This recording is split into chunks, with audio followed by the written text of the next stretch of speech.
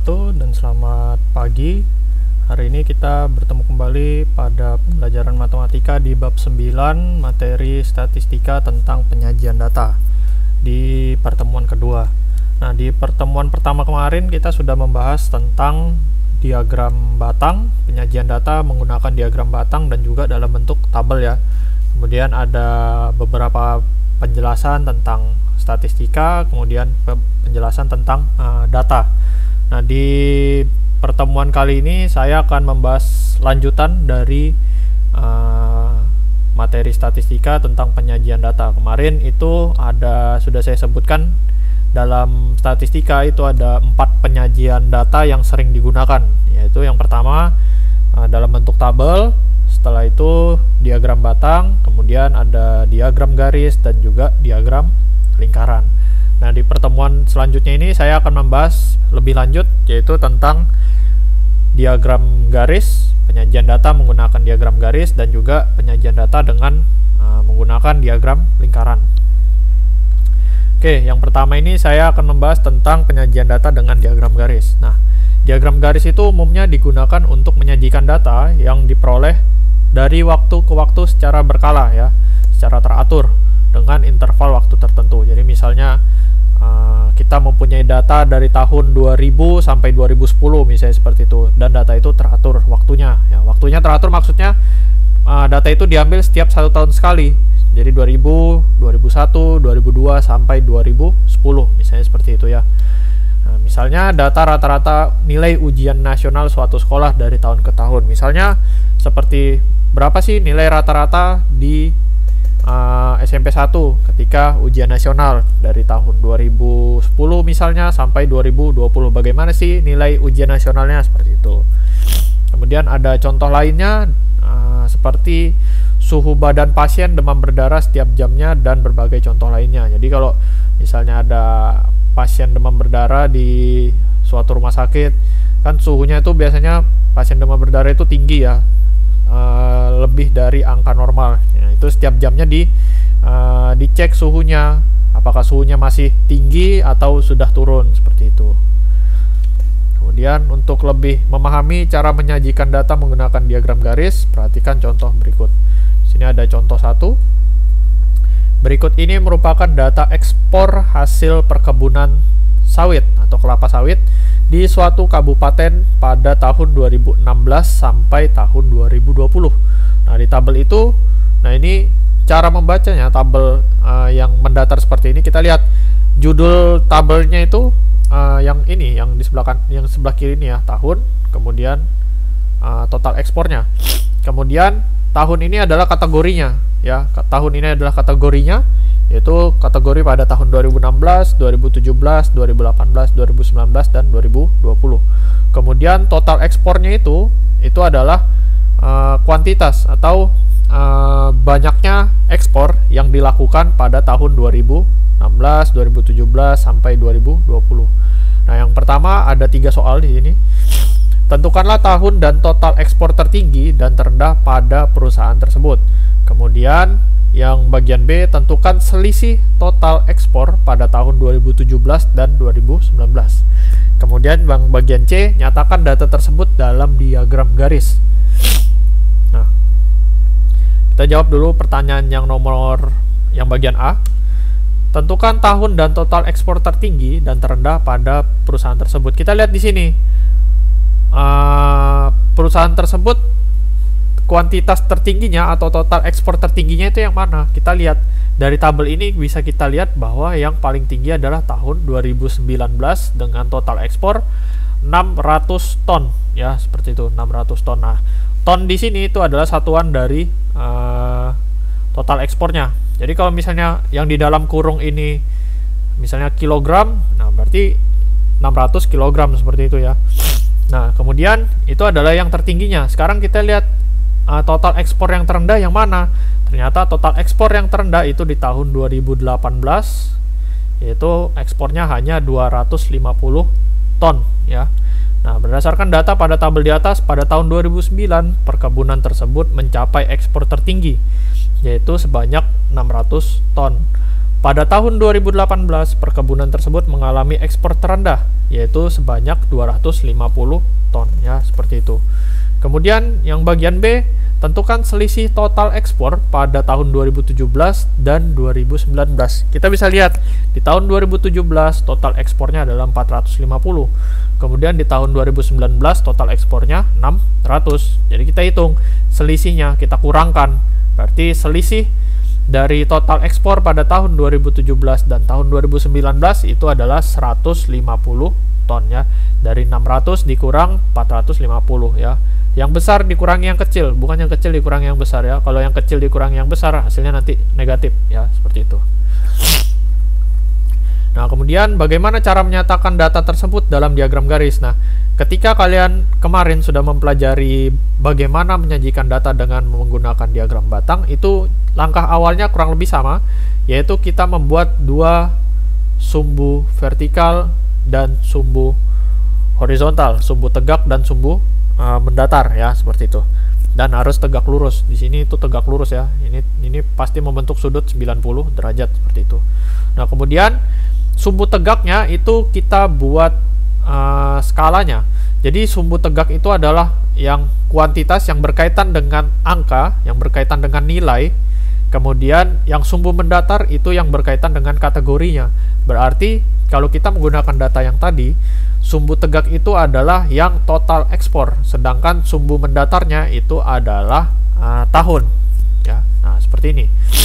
Nah, jangan lupa setiap kalian membuat diagram, baik itu diagram batang, diagram lingkaran, diagram garis, atau tabel, itu jangan lupa judulnya di atasnya, ya. Kemudian, nah, ini bisa kalian lihat.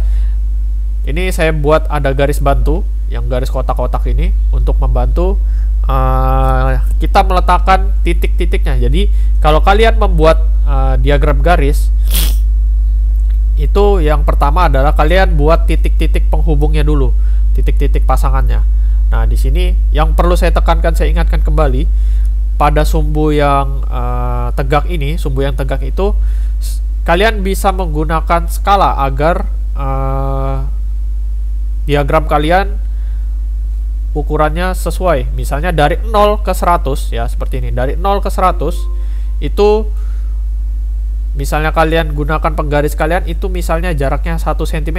Jadi artinya setiap 1 cm pada diagram ini itu mewakili 100 ton pada total ekspor, seperti itu. Begitu juga dari 100 ke 200 itu juga kalian bisa gunakan 1 cm. Kalau kalian menggunakan skala awalnya 1 cm, berarti sampai ke 700 itu selisihnya adalah ukurannya setiap 1 cm, seperti itu, ya. Nah, kemudian tadi kita lihat 2016 pada tahun 2016 total ekspornya itu pasangannya dengan siapa?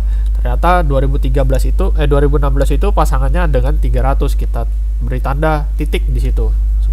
Kemudian kita buat titik lagi di tahun 2017. Di tahun 2017 itu 450. Nah, berarti di sekitar sini, ya, sekitar sini. Nah, 450 itu kan pasti di tengah-tengah dari 400 dan 500, ya, seperti itu. Berarti kalau kalian jarak dari 400 ke 500 itu 1 cm, berarti kalau 450 jaraknya setengah cm, berarti di tengah-tengahnya 400 dengan 500, seperti itu. Kemudian kalian hubungkan, nah, seperti yang saya tampilkan ini. Kemudian berikutnya 2018 itu pasangannya dengan siapa? 2018 itu pasangannya dengan 250, seperti itu. Kemudian 2019 itu adalah 600 ton. Nah, 600 ton, seperti itu. Kemudian 2020 yaitu 550 ton. Nah, jadi seperti ini gambaran ketika kalian membuat diagram garis. Kalian tidak perlu membuat kotak-kotak seperti yang saya tampilkan ini. Kalian bisa menggunakan garis putus-putus sebagai penghubungnya, misalnya seperti ini. Nah, dari 300 kalian hubungkan sampai ke 2016, misalnya seperti itu. Nah, kalian buat titik-titik yang rapi menggunakan penggaris. Kemudian yang 450 itu juga sama, kalian bisa membuat garis putus-putus seperti ini. Nah, seperti itu, ya. Kemudian yang 250 juga sama, berarti di tengah-tengah di antara 300 dan 200, seperti itu. Dan usahakan ketika kalian membuat diagram garis maupun diagram batang, gunakan penggaris ya, jangan menggambarnya asal-asalan. Kemudian yang 600 juga sama, kalau kalian mau mudah kalian bisa hubungkan menggunakan garis putus-putus saja, tidak perlu garis yang utuh. Garis utuhnya itu yang untuk diagramnya, seperti itu. Nah, seperti itu. Begitu juga yang terakhir yang 2020 ya. Jadi seperti ini gambaran ketika kalian membuat diagram garis ya. Kalian buat titik-titik dulu, kemudian kalian hubungkan dengan garis yang utuh yang berwarna merah itu. Oke. Nah, ini tugas nomor 1.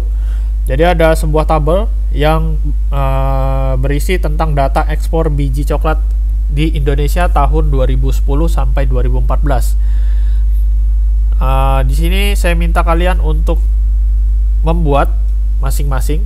Jadi yang bagian A itu kalian gunakan menyatakannya dalam diagram batang. Kemudian di bagian B itu menggunakan diagram garis, dan bagian C menggunakan diagram lingkaran ya, seperti itu. Kemudian yang keempat, penyajian data dengan diagram lingkaran. Selain menggunakan diagram batang dan diagram garis, pada statistik itu data statistik dapat disajikan dengan menggunakan diagram lingkaran. Pada diagram lingkaran, daerah lingkaran menggambarkan data keseluruhan, sedangkan bagian-bagian dari data digambarkan dengan menggunakan bagian lingkaran yang disebut juring atau sektor. Besar sudut pusat setiap juring harus sebanding dengan banyaknya data atau datum yang disajikan. Dengan demikian, sebelum membuat diagram lingkaran, terlebih dahulu kita harus menghitung besar sudut pusat dari setiap juring. Untuk lebih memahami bagaimana menyajikan data pada diagram lingkaran, perhatikan contoh berikut. Ini contoh yang kedua. Tabel berikut menunjukkan data penjualan handphone pada 5 produsen handphone di Indonesia tahun 2014, yaitu Apple, Lenovo, LG, Microsoft, dan Samsung. Data ini sudah dibulatkan ke ratusan ribu terdekat ya. Berdasarkan data di samping, buatlah diagram lingkarannya. Nah, di sini penjualan untuk produsen Apple itu sebanyak 191,4 juta unit ya, karena itu satuannya juta unit.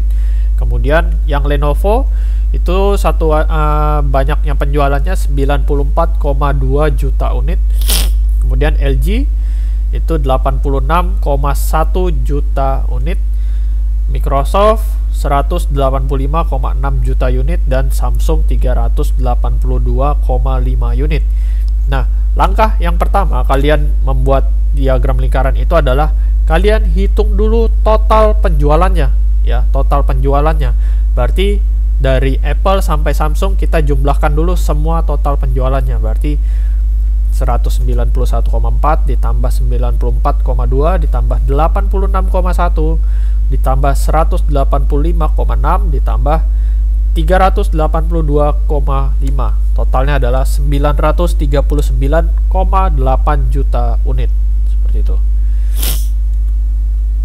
Berikutnya kita hitung besar sudut pusat juring lingkaran untuk masing-masing produsen handphone tersebut. Bagaimana cara kita menghitung besar sudutnya? Dengan cara banyak penjualan dari setiap produk, dari setiap brand, dari setiap merek, dibagi total penjualannya dikali 360 derajat.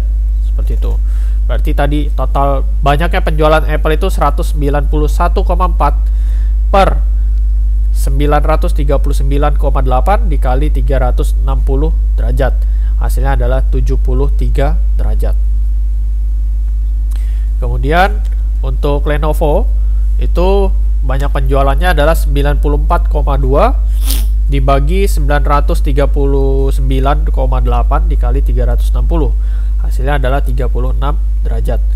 Kemudian untuk LG itu adalah 86,1 per 939,8 dikali 360. Hasilnya adalah 33 derajat.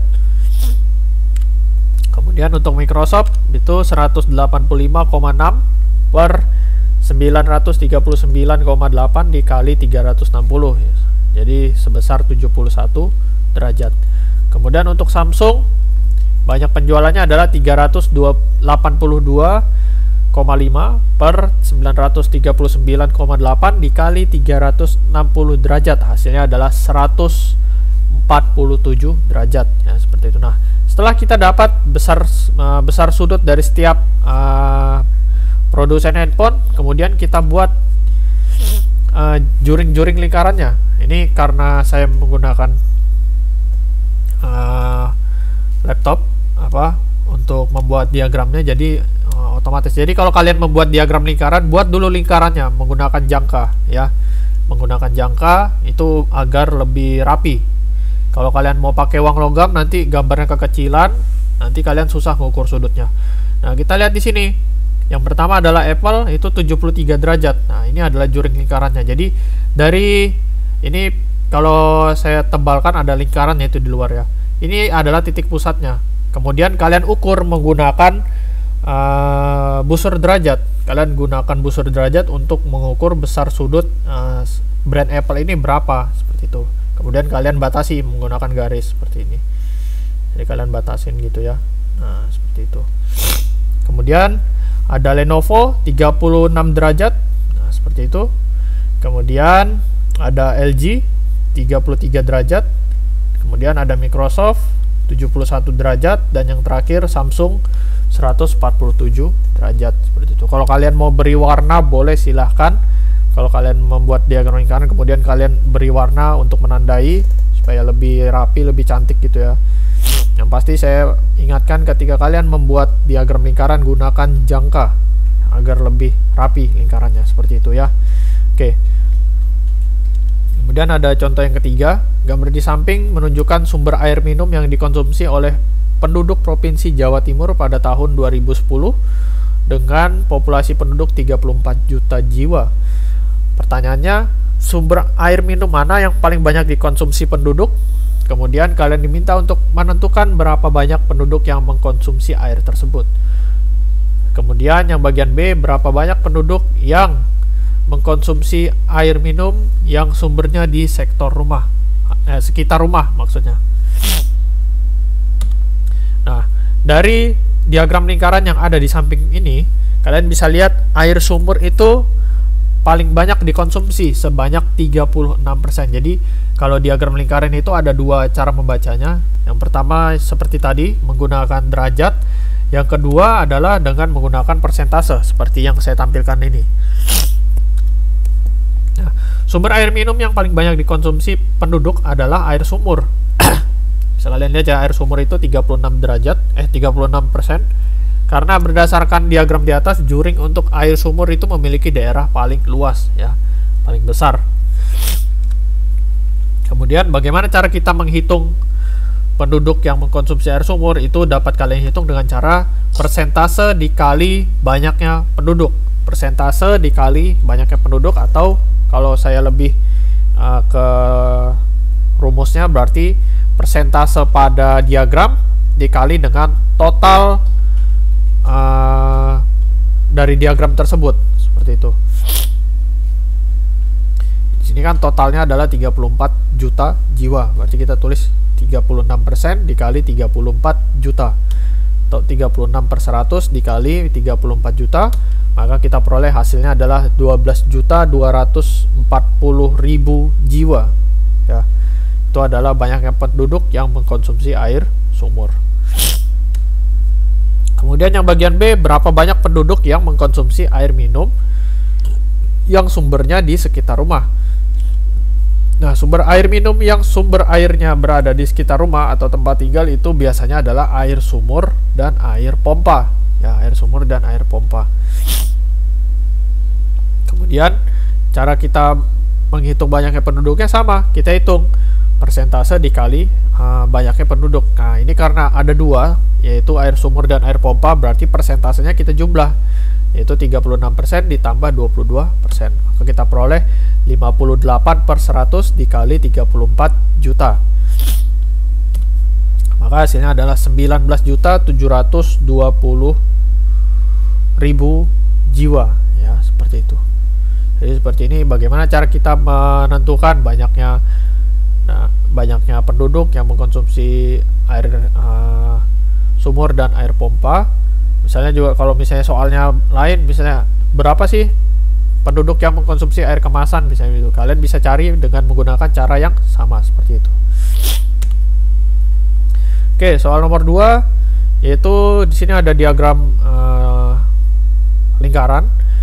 Diagram lingkaran di atas menunjukkan mata pelajaran yang disukai siswa kelas 7 di SMP 1.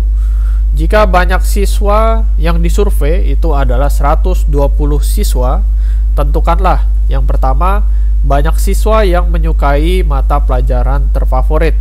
Kemudian banyak siswa yang menyukai mata pelajaran IPS, ya seperti itu. Jadi kalian bisa hitung dengan menggunakan rumus yang ada pada contoh 2, ya, pada contoh 2. Bagaimana cara mencari derajat itu bisa kalian gunakan rumus itu, tapi ada yang harus kalian ganti di situ, ya, seperti itu. Oke, sekian untuk pertemuan pada hari ini. Jangan lupa tugasnya dikerjakan. Saya akhiri. Assalamualaikum warahmatullahi wabarakatuh.